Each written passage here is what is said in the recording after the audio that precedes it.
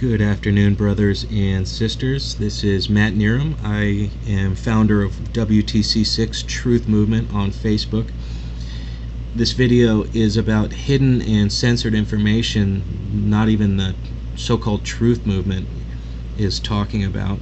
So I'm going to show you some key pieces of information. I'm going to take you to a debate forum and give you some examples of what you can expect when you start posting real sensitive information, and I'm going to give you some basic disinformation 101 tactics that will be used against you, and also arm you with a few mechanisms you can use to help you recognize and have a defense against them. So I'm reluctant to go on the record with my real name, but a lot of people who talk about disinformation and a lot of disinformation agents, they will talk about it. So it makes me on one hand nervous, because I know that disinformation agents love to play victim and talk about disinformation, and that's actually what I'm doing. So I'm going to show the world who I am, and you be the judge in time if I'm conducting myself honorably with honest intentions, and you decide for yourself. I don't expect anyone to believe me, nor should you anyone else, until they've earned your trust. So I have 459 friends, as you can see right there, most of whom I know personally, but I've met a lot of people online I've never met before that are phenomenal people. I actually got approached by Dane Wigington, founder of geoengineeringwatch.org, and he gave me the opportunity to write for the Disinformation Directory website and Facebook page he created, exposing the disinformation in the geoengineering issue. And so the last 2 years I've become aware of disinformation more and more, and especially the last 4 months some things have really started to become clearer for me. And I feel like I have a responsibility to speak out. And I forgot, I wanted to give special recognition and thanks to Andrew Johnson of checktheevidence.com. He's one of the few people that has spoken out about disinformation, and I highly recommend watching his ebook online called 9/11 Finding the Evidence, and he's got a lot of interesting information on Check the Evidence, although I don't agree with all of it, but I think most of it. I haven't looked at it all either, but anyways, let's move forward here because we are on a time schedule. Now here is probably the #1 most censored picture in 9/11 right here. And the reason why is this is building 2 coming down, exploding into dust is what it looks like to me.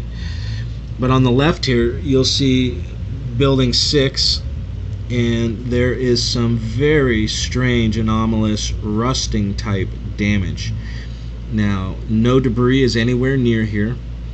Okay, so the only arguments I've heard against this are falling debris on it, and that there were explosions inside the building.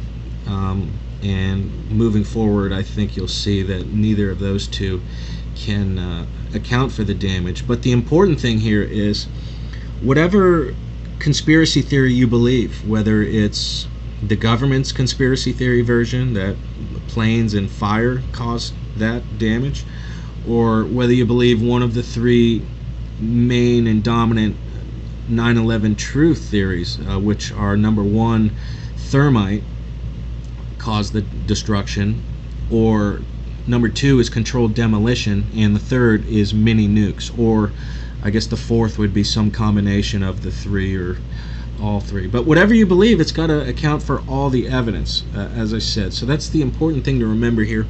This is building 6 overhead. Again, this is a steel structured building right here, folks. Even if 110 stories fell on it, this is not normal damage. There's a huge hole to begin with. There's holes not just here, strange holes. There's strange holes in building 5 as well, and even in some of the streets. We can't get into all the evidence. We'll focus on building 6 here. But this is strange, very anomalous damage. Here's the inside, and I encourage you to go look at this on your own so you can get a pretty clear view. But it's clear to me when I look at it, there's absolutely zero evidence of fire explosives, thermite, mini nukes, any type of kinetic type weapon. Something very strange did this damage, and there's not enough debris on the bottom to account for falling debris. Not to mention, falling debris just isn't going to make a nice little hole like that. It's just not going to happen. You don't have to be a genius. You don't have to have a PhD to understand this is very, very... We've never seen anything like this. Okay, we'll move on here. Here is a elevation map, and let me shrink this a little bit so we can see it, of 9/11. And Dr. Judy Wood, in her book Where Did the Towers Go, it's got over 500 pictures in there, pictures like the two that I've shown you that you're not going to see in the truth movement. And for 7 years I thought I knew more or less what happened to 9/11. I believed in the Big Four: Stephen Jones, Dr. Stephen Jones, Richard Gage, Alex Jones, David Ray Griffin. Especially Dr. Stephen Jones. You look at him, he looks like a Boy Scout. Oh, this guy would never lie. No. Well, if you Google Heavy Watergate, you can go see Dr. Stephen Jones in 1989.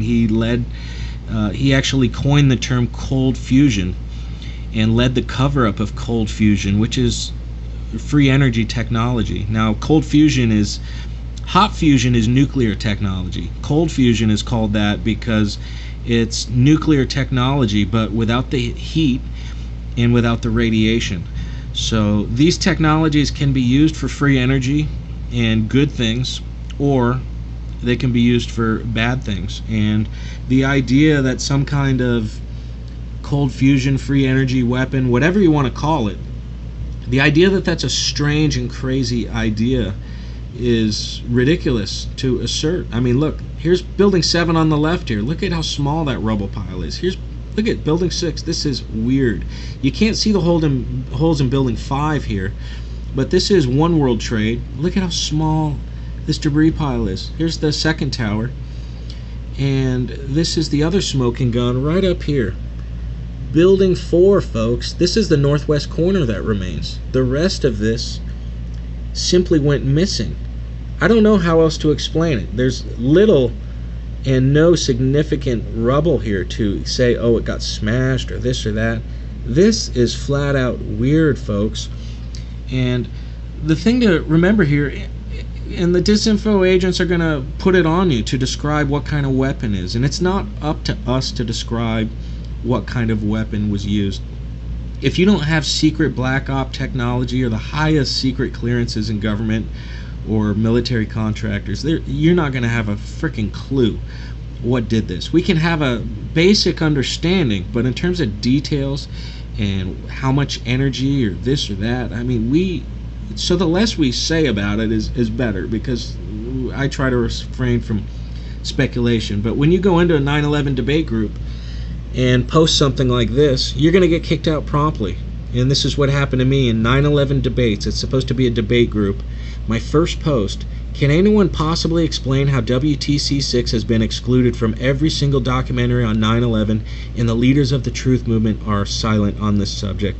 To me, only one answer makes sense, and I quoted Vladimir Lenin the tyrant here: the easiest way to control the opposition is to lead it ourselves. And that's what I'm asserting. We are being led by a controlled opposition that's hiding not just the secret technology that was used, but also media complicity, because this couldn't have happened without media complicity, but that's another topic for another day. Here's, in this debate, there were over 200 comments. I got attacked by 5 people. I want to highlight a couple of them here real quick. Tone Westerfall Hansen, brilliant and beautiful spirit, otherwise known as an enemy of humanity. I was being sarcastic, of course, and this is what she says: and lo and behold, I see Matt Nereim as a member of the tinfoil hat chemtard brigade. Now, why am I not the least surprised? And this is what you're going to get, folks. You're going to get attacked when you start spouting truth. I had asked Tone if she had ever worked with disadvantaged kids, because I said right here, I will assume not, because if you had, you would never in a million years call someone a chemtard. And she actually responded and admitted, "Nope, I have not worked with disadvantaged kids. If I had, I'd probably handled you differently, Matt." And again, just dishonorable behavior. The important thing for you is to not give in, and they're trying to piss you off and degenerate the debate. And I'll touch on more on that in a brief second. I just wanted to highlight Elizabeth Tague real quick here. Elizabeth Tague called Dr. Judy Wood mentally retarded, brain damaged, wholly irrelevant, and not qualified. 4 times she actually said, right here you can see for yourself, fact, because I said, "Thanks for sharing your thoughts, Miss Tig. May God be with you." And she said, "Fact, not thought. She is qualified to judge dental material strengths, nothing else." Okay, that's according to her. She went on, and I told her, I was like, "I can't believe you're saying this. I mean, anyone in 3 minutes can invalidate what you're saying." And so she said, "Then do so, Matt. Go ahead. Invalidate what I said." Now, I don't know how you were raised, Miss Tague, but my mom always said, "Be careful what you ask for, because you just might get it." And here's the facts right here. Okay, there's Dr. Wood's resume, just part of it. She's got 60 peer-reviewed articles, by the way. She's got a bachelor's in civil engineering, a master's in engineering mechanics, and a PhD in materials engineering science from Virginia Tech. Just to be sure, I actually emailed my friend Andrew Johnson, and I said, "Mr. Johnson, do any of Dr. Wood's degrees have anything to do with dental structures, blah, blah, blah?" And he said, "This is a common claim and is incorrect. What the person is referring to, I think, is that some of the published papers Dr. Wood wrote or co-wrote were to do with materials used in dentistry. Trolls have perverted this and made up the term dental engineer." So there you go, Miss Tague. You want the facts? The fact is you're an enemy of humanity. That's a fact, and you're dishonorable, and you're flat out scum. And I do not enjoy calling people out. I try to empower people, but I don't use the word hate very often. But the one of the few things I hate are liars and enemies of humanity, and that's what these people are. And now let's get into some basic disinformation tactics that you're going to see. You're going to get mocked and belittled. They're going to distract and deflect the debate at all costs to get you away from the material I just showed you. So that's their main goal, is to redirect and, as I mentioned earlier, to get you on the defensive and to get angry and get the debate degenerated. And to give you like a real world example of like the types of arguments they'll use, like I could accuse you, the viewer, of this. I could say, "You know what? I know for a fact that you cross-dress the first Friday of every month. And how can you disprove that?" I can say, "I know you cross-dress every first Friday of the month." This is the type of things that they do. They use neuro-linguistic programming, which is NLP. I studied hypnosis and almost became one. I've trained for many months in neuro-linguistic programming. It can be used, it's supposed to be used to empower you. So as an individual and human being, you hold yourself accountable, your thoughts, words, actions, and deeds. It's conscious language, more or less. But it can be used for persuasive techniques as well, and that's what these scumbags, they use it. They speak as if everything they say is a fact, and they'll dismiss. You can show them evidence, and they'll still say something like, "Well, you haven't shown any evidence," even though you just showed them several pieces of evidence. They'll continue, and they'll say it over and over and over. They'll say, "Sorry, Matt, you haven't shown any evidence. All you have is your delusional theories that you deduce from a crazy mad woman." And that's the kind of things they're going to say. So most importantly, you got to stay cool, calm, collected, and courageous and focused. Keep asking the same question. Keep your argument simple. Refrain from speculation. Stick to building 6 and building 4, and stay in your light, and don't allow. And it's hard. I mean, I get pissed off all the time and have to breathe and maintain my calmness. But just remember, they're trying to make you angry, so do your best to refrain.